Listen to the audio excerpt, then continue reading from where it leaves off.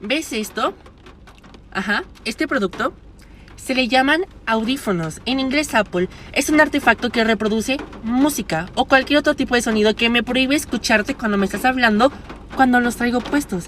Entonces, aún sabiendo esto, ¿por qué chingados me tienes que hablar si me ves que tengo los audífonos puestos, güey? No te escucho.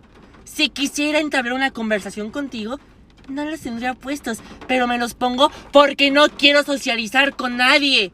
Porque no quiero hablar con nadie. No me hables si los tengo puestos. No te quiero escuchar. Me haces ponerle pausa a mi canción y repetirla porque no me dejas disfrutarla. Gracias.